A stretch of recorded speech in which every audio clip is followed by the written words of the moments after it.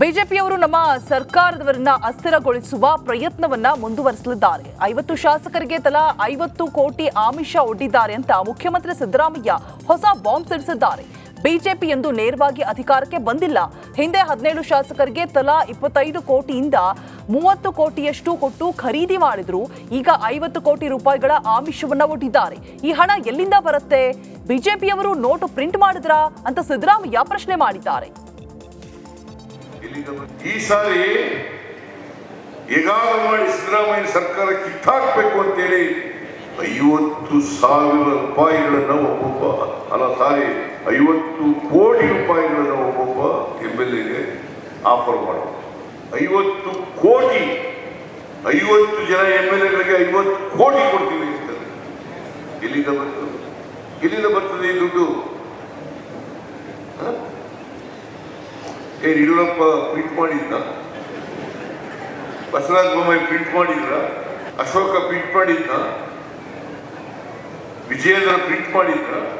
ಈ ಸಾರಿ ಹೇಗಾದರೂ ಮಾಡಿ ಸಿದ್ದರಾಮಯ್ಯ ಸರ್ಕಾರ ಕಿತ್ತಾಕಬೇಕು ಅಂತೇಳಿ 50,000 ರೂಪಾಯಿಗಳನ್ನ ಒಬ್ಬೊಬ್ಬ. ಪಶ್ಚಿಮ ಘಟ್ಟ ಪ್ರದೇಶವನ್ನ ಸಂರಕ್ಷಣೆ ಮಾಡೋದಕ್ಕೆ ಕಾಂಗ್ರೆಸ್ ಸರ್ಕಾರ ಜನರ ಮೇಲೆ ಹೊಸ ಸೆಸ್ ಹಾಕೋದಕ್ಕೆ ಮುಂದಾಗಿದೆ. ಪಶ್ಚಿಮ ಘಟ್ಟದ ನದಿಗಳಿಂದ ನೀರು ಪೂರೈಕೆಯಾಗುವ ನಗರಗಳಿಗೆ ಹಸಿರು ಸೆಸ್ ವಿಧಿಸುವ ಬಗ್ಗೆ ಪ್ರಸ್ತಾವನೆ ಸಲ್ಲಿಸುವಂತೆ ಅರಣ್ಯ, ಜೀವಶಾಸ್ತ್ರ ಮತ್ತು ಪರಿಸರ ಸಚಿವ ಈಶ್ವರ್ ಖಂಡ್ರೆ ಸೂಚನೆ ನೀಡಿದ್ದಾರೆ. ಪಶ್ಚಿಮ ಘಟ್ಟಗಳು ತುಂಗಾ, ಭದ್ರಾ, ಕಾವೇರಿ, ಕಬಿನಿ, ಹೇಮಾವತಿ, ಕೃಷ್ಣಾ, ಮಲಪ್ರಭಾ, ಘಟಪ್ರಭಾ ಸೇರಿದಂತೆ ಹಲವು ನದಿಗಳ ಮೂಲವಾಗಿದ್ದು ರಾಜ್ಯದ ಹಲವು ನಗರ, ಪಟ್ಟಣ ಪ್ರದೇಶಗಳಿಗೆ ಈ ನದಿಗಳ ನೀರನ್ನೇ ಪೂರೈಕೆ ಮಾಡಲಾಗ್ತಾ ಇದೆ. ಅರಣ್ಯ ಸಂರಕ್ಷಿಸೋದಕ್ಕೆ ಮತ್ತು ವನ್ಯಜೀವಿ ಮಾನವ ಸಂಘರ್ಷ ನಿಯಂತ್ರಿಸೋದಕ್ಕೆ ರೈಲ್ವೆ ಬ್ಯಾರಿಕೇಡ್ ಅಳವಡಿಕೆಗೂ ಈ ಹಣ ಬಳಕೆ ತೀರ್ಮಾನಿಸಲಾಗುತ್ತದೆ. ದುಬಾರಿ ದುನಿಯಾದಲ್ಲಿ ಹೇಗಪ್ಪ ಬದುಕೋದು ಅಂತ ಮಧ್ಯಮ ವರ್ಗದ ಜನ ಪರದಾಡ್ತಾ ಇದ್ದಾರೆ. ಇದರ ಮಧ್ಯೆ ಬಿಬಿಎಂಪಿ ಸಿಟಿ ಮಂದಿಗೆ ಮತ್ತೊಂದು ಶಾಕ್ ನೀಡಿದೆ. ವಾಸ, ವಾಣಿಜ್ಯ, ಕೈಗಾರಿಕಾ ಕಟ್ಟಡ, ಹೋಟೆಲ್, ಕಲ್ಯಾಣ ಮಂಟಪಗಳು ಮತ್ತು ನರ್ಸಿಂಗ್ ಹೋಮ್ಗಳಿಗೆ ಕೆಜಿ ಲೆಕ್ಕದಲ್ಲಿ ಕಸಕ್ಕೆ ದರ ನಿಗದಿ ಮಾಡಿದೆ. ಕಸಕ್ಕೂ ಟ್ಯಾಕ್ಸ್ ಕಂಡು ಜನರು ಬಿಬಿಎಂಪಿ ವಿರುದ್ಧ ಆಕ್ರೋಶವನ್ನು ವ್ಯಕ್ತಪಡಿಸಿದ್ದಾರೆ. ಉಚಿತ ಯೋಜನೆಗಳಿಗೆ ಹಣ ಹೊಂದಿಸೋದಕ್ಕೆ ಈ ಪ್ಲಾನ್ ಮಾಡಿದ್ದಾರೆ. ಬ್ರಿಟಿಷರ ಕಾಲದಲ್ಲಿ ಕಪ್ಪ ಕಾಣಿಕೆ ಕೊಡಬೇಕಿತ್ತು, ಆ ಪದ್ಧತಿ ಮತ್ತೆ ಕಾಂಗ್ರೆಸ್ ಜಾರಿ ಮಾಡಿದೆ ಅಂತ ಕಿಡಿಕಾರಿದ್ದಾರೆ. ಪರಿಶಿಷ್ಟ ಜಾತಿಯಲ್ಲಿ ಒಳ ಮೀಸಲಾತಿ ಕಲ್ಪಿಸುವ ಬಗ್ಗೆ ವರದಿ ಸಲ್ಲಿಸೋದಕ್ಕೆ ಕಾಂಗ್ರೆಸ್ ಸರ್ಕಾರ ಏಕಸದಸ್ಯ ಆಯೋಗವನ್ನ ರಚಿಸಿದೆ. ನಿವೃತ್ತ ನ್ಯಾಯಾಧೀಶ ನಾಗಮೋಹನ್ ದಾಸ್ ಅಧ್ಯಕ್ಷತೆಯಲ್ಲಿ ಈ ಆಯೋಗ ರಚನೆ ಮಾಡಲಾಗಿದ್ದು 2 ತಿಂಗಳೊಳಗೆ ವರದಿ ನೀಡುವಂತೆ ಸೂಚನೆ ಕೂಡ ನೀಡಲಾಗಿದೆ. 3 ಕ್ಷೇತ್ರಗಳ ಉಪಚುನಾವಣೆ ಘೋಷಣೆ ಆಗ್ತಾ ಇದ್ದಂತೆ ಕ್ಯಾಬಿನೆಟ್ನಲ್ಲಿ ಆಯೋಗ ರಚಿಸುವ ಬಗ್ಗೆ ತೀರ್ಮಾನವಾಗಿತ್ತು. ನಿನ್ನೆ ನಾಗಮೋಹನ್ ದಾಸ್ ಅಧ್ಯಕ್ಷತೆಯಲ್ಲಿ ಸಮಿತಿ ಕೂಡ ರಚಿಸಲಾಗಿದೆ. ಸಚಿವ ಜಮೀರ್ ಖಾನ್ರ ಕರಿಯ ಕುಮಾರಸ್ವಾಮಿ ಹೇಳಿಕೆಗೆ ವ್ಯಾಪಕ ವಿರೋಧ ವ್ಯಕ್ತವಾಗ್ತಾ ಇದೆ. ಬೆಂಗಳೂರಿನಲ್ಲಿ ಜೆಡಿಎಸ್ ಜಮೀರ್ ವಿರುದ್ಧ ಪ್ರತಿಭಟನೆ ನಡೆಸಿ ಸಂಪುಟದಿಂದ ಹಾಗೂ ಶಾಸಕ ಸ್ಥಾನದಿಂದ ವಜಾಗೊಳಿಸುವಂತೆ ಆಗ್ರಹಿಸಿತು. ಫ್ರೀಡಂ ಪಾರ್ಕ್ನಲ್ಲಿ ಜಮೀರ್ ಪ್ರತಿಕೃತಿಗೆ ಚಪ್ಪಲಿಯಿಂದ ಹೊಡೆದು ಆಕ್ರೋಶವನ್ನ ಹೊರಹಾಕಿದ್ರು. ಜಮೀರ್ ಅಹಮದ್ ಪ್ರತಿಕೃತಿ ದಹನಕ್ಕೆ ಮುಂದಾದಾಗ ಹೈ ಡ್ರಾಮವೇ ನಡೆದು ಹೋಯಿತು. ಕೊನೆಗೆ ಪ್ರತಿಭಟನಾಕಾರರನ್ನ ಪೊಲೀಸರು ವಶಕ್ಕೆ ಪಡೆದುಕೊಂಡಿದ್ದಾರೆ. ಕೂಡಲೇ ಏನಾದರೂ ಅವರು ಸಚಿವ ಸಂಪುಟದಿಂದ ಈ ರಾಜ್ಯ ಸರ್ಕಾರ ವಜಾಗೊಳಿಸಲಿಲ್ಲ ಅಂತಂದರೆ ಜಮೀರ್ ಅವರು ಎಲ್ಲೇ ಬಂದರೂ ಸಹ ನಾನು JDS ಪಕ್ಷದ ವತಿಯಿಂದ ಇಡೀ ರಾಜ್ಯದಾದ್ಯಂತ ಕಪ್ಪು ಬಾವುಟವನ್ನು ಪ್ರದರ್ಶನ ಮಾಡೋದಷ್ಟೇ ಅಲ್ಲ, ಅವರ ಕಾರ್ಯಕ್ರಮಗಳಿಗೆ ಮುತ್ತಿಗೆಯನ್ನು ಹಾಕ್ತೀವಿ. ಈಗಾಗಲೇ ನಾವು ರಾಜ್ಯ ಚುನಾವಣಾ ಆಯೋಗಕ್ಕೆ ಈಗಾಗಲೇ ನಾವು ಒಂದು ಕಂಪ್ಲೇಂಟನ್ನು ಕೊಡ್ತಾ ಇದ್ದೀವಿ. ಅದೇ ರೀತಿ DC ಅವ್ರಿಗೂ ಒಂದು ಕಂಪ್ಲೇಂಟನ್ನು ಕೊಡ್ತಾ ಇದ್ದೀವಿ. ಗವರ್ನರ್ಗೂ ಸಹ ಒಂದು ಕಂಪ್ಲೇಂಟನ್ನು ಕೊಡ್ತಾ ಇದ್ದೀವಿ, ಅವ್ರ ಮೇಲೆ ಕ್ರಮ ಜರುಗಿಸಬೇಕು ಅಂತೇಳಿ. ಕೂಡಲೇ ವಕ್ಫ್ ಸಚಿವ ಜಮೀರ್ ಖಾನ್ ವಿರುದ್ಧ ಸಾಮಾಜಿಕ ಜಾಲತಾಣದಲ್ಲಿ ನಿಂದನೆ ಮಾಡಿದ್ದ ಆರೋಪದಲ್ಲಿ ಹಿಂದೂ ಕಾರ್ಯಕರ್ತ ಪುನೀತ್ ಕೆರೆಹಳ್ಳಿ ಬಂಧನವಾಗಿದೆ. ಸಚಿವ ಜಮೀರ್ ಖಾನ್ ಆಪ್ತ ಕಾರ್ಯದರ್ಶಿಯಿಂದ ಚಾಮರಾಜಪೇಟೆ ಪೊಲೀಸ್ ಠಾಣೆಗೆ ದೂರು ನೀಡಲಾಗಿದ್ದು ಧರ್ಮಗಳ ನಡುವೆ ಪ್ರಚೋದನಕಾರಿ ಹೇಳಿಕೆ ನೀಡಿದ್ದಾರೆ ಅಂತ ಆರೋಪಿಸಲಾಗಿದೆ. ಪುನೀತ್ ಕೆರೆಹಳ್ಳಿ ವಿರುದ್ಧ ಎಫ್ಐಆರ್ ದಾಖಲಿಸಿಕೊಂಡಿದ್ದ ಚಾಮರಾಜಪೇಟೆ ಪೊಲೀಸರು ಮಂಗಳವಾರ ರಾತ್ರಿ ಪುನೀತ್ ಮನೆಗೆ ತೆರಳಿ ಬಂಧಿಸಿದ್ದಾರೆ. ಇನ್ನು ಪುನೀತ್ ಕೆರೆಹಳ್ಳಿಯನ್ನ ನಿನ್ನೆ ರಾತ್ರಿಯೇ ನ್ಯಾಯಾಧೀಶರ ಮುಂದೆ ಹಾಜರುಪಡಿಸಿದ್ದು ನ್ಯಾಯಾಂಗ ಬಂಧನ ವಿಧಿಸಲಾಗಿದೆ.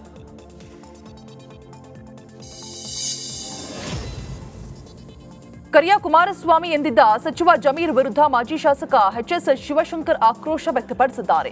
ನಮ್ಮ ನಾಯಕರ ಬಗ್ಗೆ ಇನ್ನೊಮ್ಮೆ ಮಾತನಾಡಿದ್ರೆ ಸರಿ ಇರೋದಿಲ್ಲ ಅಂತ ಖಡಕ್ ವಾರ್ನಿಂಗ್ ಮಾಡಿದ್ದಾರೆ. ಒಬ್ಬ ರಾಜಕೀಯ ವ್ಯಕ್ತಿಯಾಗಿ ನಾಲಿಗೆ ಬಿಗಿ ಹಿಡಿದು ಮಾತನಾಡಬೇಕು, ಬಣ್ಣವನ್ನ ಹಿಯಾಳಿಸಿ ಮಾತನಾಡೋದು ಎಷ್ಟು ಸರಿ ಅಂತ ಕೆಂಡಕಾರಿದ್ದಾರೆ. ಇನ್ನು ಜಮೀರ್ ಅಹಮದ್ ನಾಲಿಗೆ ಅವರ ಸಂಸ್ಕೃತಿಯನ್ನ ತೋರಿಸತ್ತೆ ಅಂತ ಗುಡುಗಿದ್ರು. ಕುಮಾರಣ್ಣ ನಿನ್ನನ್ನ ಶಾಸಕನಾಗಿ ಗೆಲ್ಲಿಸಿ ಕರೆತಂದಿದ್ದು, ಅವರ ಬಗ್ಗೆ ಮಾತನಾಡೋದಕ್ಕೆ ನಿಮಗೆ ಯೋಗ್ಯತೆ ಕೂಡ ಇಲ್ಲ ಅಂತ ಜನ್ಮ ಜಾಲಾಡಿದ್ದಾರೆ. ನೀವು ಆತ್ಮೀಯತೆಯಿಂದ ಒಳಗೆ 4 ಗೋಡೆ ಮಧ್ಯೆ ನೀನು ಕರಿಯಣ್ಣ ಅಂತನಾರ ಅನ್ನು, ಅವರು ಕುಳ್ಳಣ್ಣ ಅಂತನಾರ ಅನ್ನಲಿ.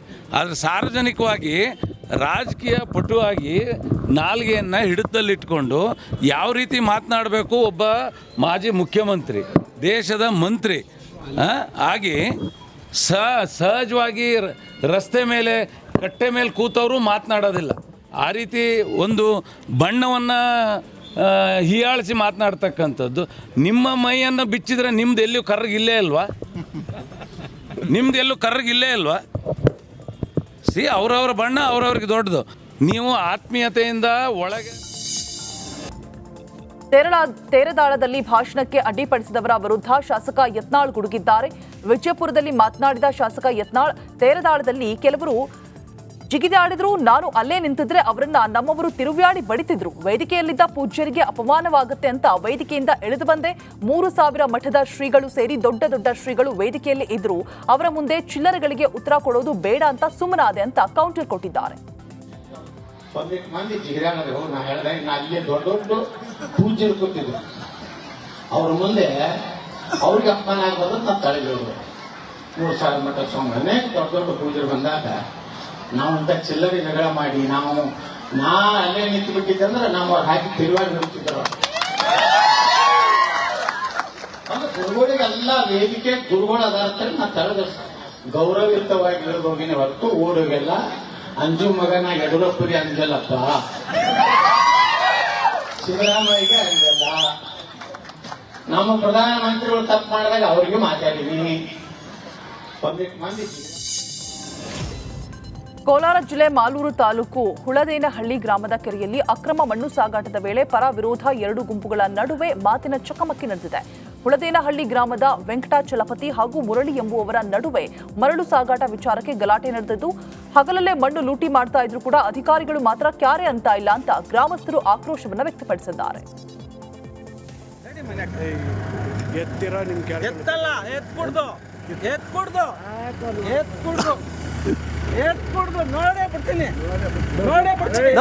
ನೋಡೇ ಬಿಡ್ತೀನಿ. ಚೆನ್ನಾಗಿರಲ್ಲ, ನಾನು ಚೆನ್ನಾಗಿರಲ್ಲ. ನನ್ನ ರೇಗಿಸ್ಬೇಡ,